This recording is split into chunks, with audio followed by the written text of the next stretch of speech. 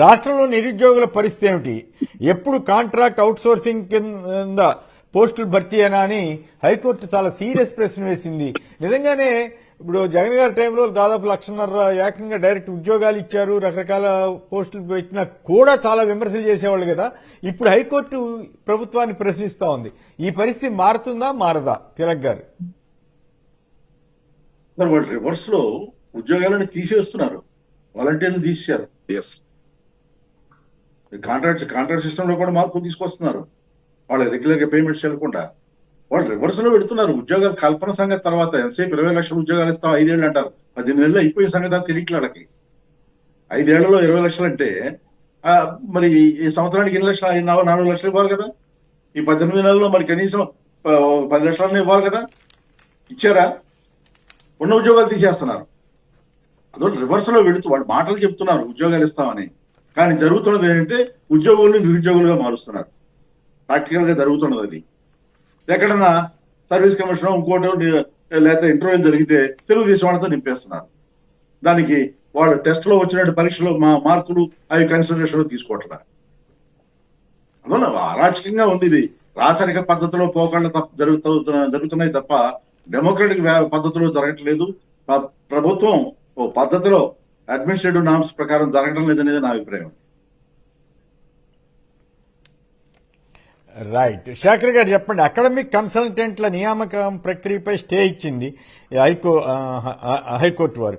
So ఈ పరిస్థితి మీద మీ కామెంట్ ఏంటి? సార్, చంద్రబాబు నాయుడు గారు ఎప్పుడు అధికారంలో ఉన్న కన్సల్టెంట్లదే రాజ్యం సార్.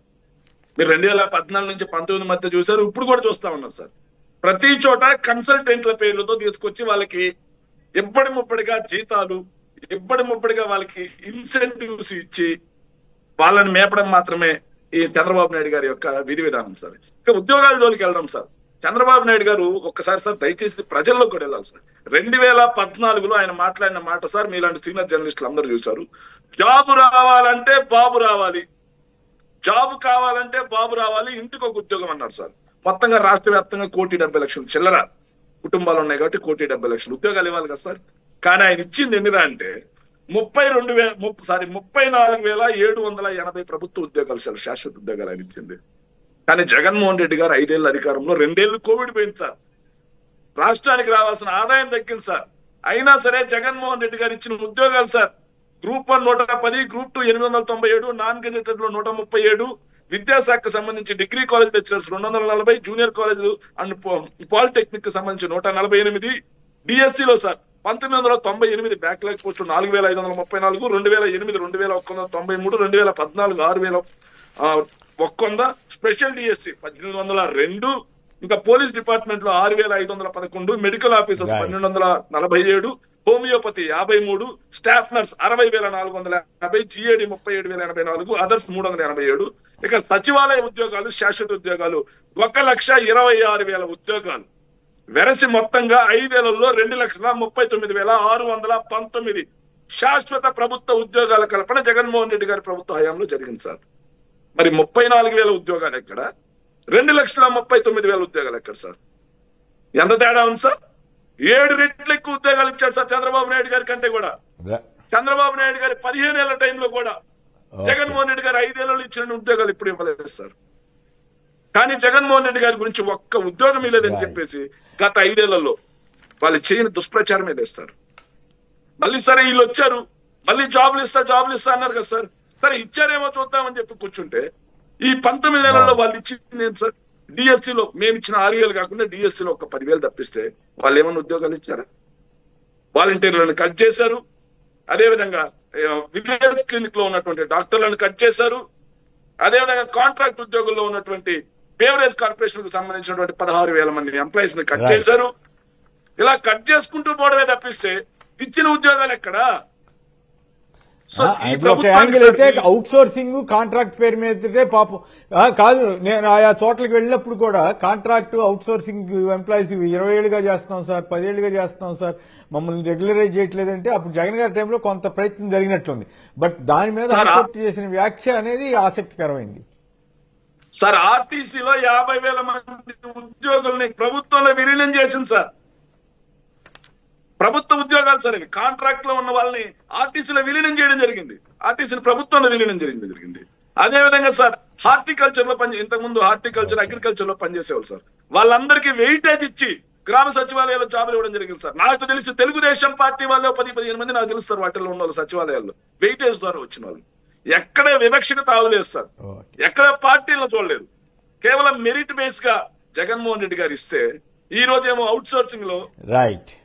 డబ్బు పుచ్చుకో సార్, డబ్బు ఇచ్చుకో ఉద్యోగం తెచ్చుకో కాంట్రాక్ట్స్, ఓకే డబ్బు ఇచ్చుకో కన్సల్టెంట్ గా ఉద్యోగం తెచ్చుకో. రైట్, అది వేరే చర్చ, అది వేరే చర్చలండి. Right right. ఓకే, మరో ఇంట్రెస్టింగ్ విషయం గురించి మాట్లాడించాలి. తిలక్ గారు దీని మీద చెప్పండి, మీరు చెప్పండి. ఈ కంప కొట్టేయడానికి మళ్ళీ అప్పుడు ఒకసారి 35 కోట్లు 40 కోట్లు ఖర్చు పెట్టారు అమరావతిలో. మళ్ళీ ఇప్పుడు 3,400 ఎకరాలు ఆల్రెడీ కంప కొట్టాము, ఇక మిగతా 34,000 ఎకరాలు కూడా కొట్టబోతున్నాం కంప అన్నారు. అంటే కోట్లు ఖర్చు పెట్టి ఇప్పుడు అర్జెంట్ గా కంప కొట్టేసే పరిస్థితి వస్తే వెంటనే 34,000 ఎకరాలు డెవలప్ చేసేస్తారా? నారాయణ గారు ఈ వీడియో విన్నారు కదా ఇందాక మీరు. అదే ఇందులో 2 ఆస్పెక్ట్స్ అండి. ఒకటి ఖర్చు, 2 18 నెలలు అయిన తర్వాత కూడా కంప కొట్టే పరిస్థితులు ఉంటే అమరావతి నిర్మాణం ఎప్పుడు చేస్తారు? వీడు 18 నెలలు అయినా ఇంకో నెల పడుతున్నారు ఇందాక నారాయణ గారు. అంటే 18 నెలలు 20 నెలలు కొట్టారనుకోండి, కంటిన్యూస్ గా చేయలేరు కదా, కంటిన్యూస్ గా చేయలేరు, మళ్ళీ వస్తుంది కదా కంప అనేది నా డౌట్. మళ్ళీ వరదలు వస్తాయి, నెలకోసారి వస్తున్నాయి. వాళ్ళు అసలు ఆ ప్లేస్ ఎట్లా సాధ్యం? ఇప్పటి వరకు సరే సందర్భం కాకపోతే చెప్తాను. ఇప్పుడు పర్యావరణం సంబంధించిన వాళ్ళకి ఎన్జిటి వాళ్ళకి ఏం హామీ ఇచ్చారు, ఏం చేస్తున్నారు అక్కడ? వాళ్ళు చేస్తున్న పనులు చెప్పానండి. ఎన్జిటి వాళ్ళకి వీళ్ళు ఇచ్చిన కండిషన్స్ 93 కండిషన్స్ వీళ్ళు ప్రపోజ్ చేసినాయి, ఒకటి ఇంప్లిమెంట్ చేయట్లే. ఎన్నిసార్లు వర్షాలు వచ్చినాయి, ఎన్నిసార్లు వరదలు వచ్చినాయి, తుఫానులు వచ్చినాయి, నీళ్లు ఎత్తిపోయడమే సరిపోతుంది, కంప కొట్టడమే సరిపోతుంది. ఎన్ని 100 కోట్లు నాశనం చేస్తారు. అమరావతి కూడా సంక్షిప్తంగా చెప్పండి సార్. ఈ అమరావతిలో వీళ్ళు అధికారంలోకి వచ్చిన తర్వాత నీళ్లు తోడటానికి కంప కొట్టడానికి అయ్యే డబ్బులతో మెడికల్ కాలేజ్ కట్టొచ్చు సార్. నేను నేరుగా అడుగుతున్నాను సార్. ఈ అమరావతి కోసం మేము అమరావతికి వ్యతిరేకం కాదు సార్, రాజధానికి అయితే అసలు వ్యతిరేకం కాదు సార్. కానీ మళ్ళీ చెప్తా ఉన్నాం సార్, మీరు 1,000 కోట్ల రూపాయలు తీసుకొచ్చి అమరావతిలో కంప కొట్టడానికి నీళ్లు ఎత్తేయడానికి డబ్బులు సరిపోతున్నాయి. కానీ ప్రజల యొక్క ఆరోగ్యం పట్ల చిత్తశుద్ధిగా జగన్మోహన్ రెడ్డి గారు తీసుకొచ్చినటువంటి మెడికల్ కాలేజీలని పూర్తి చేయడానికి 5,000 కోట్లు మీకు సరిపోవట్లేదా? కేవలం కంప కొట్టడానికి నీళ్లు ఎత్తేయడానికి మొదట పెడతాయి సార్. మళ్ళీ ఇది విడతల వారీగా ఉందంట సార్. అంటే రొటీన్ ప్రాసెస్ సార్ ఇది. అంటే వర్షం వస్తే ప్రతిసారి వర్షం వచ్చినప్పుడు ఎత్తిపోసుకోవాలి, మళ్ళీ వెంటనే కంపలు కొట్టేసుకోవాలి సార్. ఇలా రొటీన్ గా జరిగే వాటితో 2-3 మొన్న రామచంద్రయ్య గారని నిపుణుడు సెస్ లో పనిచేసి ఆయన అర్బన్ ఇష్యూస్ మీద ఎక్స్పర్ట్, ఆయన చెబుతున్నారు ప్రపంచంలో ఎక్కడ వరద వస్తే ఆ నీరుని ఎత్తి నదిలోకి వరద లిఫ్ట్ చేసి వేరే చోటకు తరలించే స్కీమ్ ఒక్క ఆంధ్రప్రదేశ్ లో అమరావతిలో మాత్రమే ఉందని ఆయన వివరించాడు. ఆసక్తికరంగా ఉంది. ఈ కంపు కొట్టడం ఎంతకాలం సాగుద్ది అన్నదే ఇప్పుడు ప్రశ్న సార్. ఇంకోటి కూడా ఉంది సార్, ప్రపంచంలో ఎక్కడా లేని విధంగా నీరు లిఫ్ట్ ఇరిగేషనే కాదు సార్, ఇక్కడ ప్రపంచంలో ఎక్కడా లేని విధంగా ప్రైవేట్ కంపెనీల్లో ప్రభుత్వమే పెట్టుబడి పెట్టే విధానం పాలసీ కూడా మన రాష్ట్రంలోనే ఉంది సార్. ప్రైవేట్ కంపెనీలు వస్తే ఇన్సెంటివ్ రూపంలో దోచిపెడుతూ మనమే వాళ్ళ దాంట్లో దోచిపెడతా ఉన్నాం సార్. 22,000 కోట్ల దానికి, 1,000 కోట్ల దానికి, 1,700 కోట్ల దానికి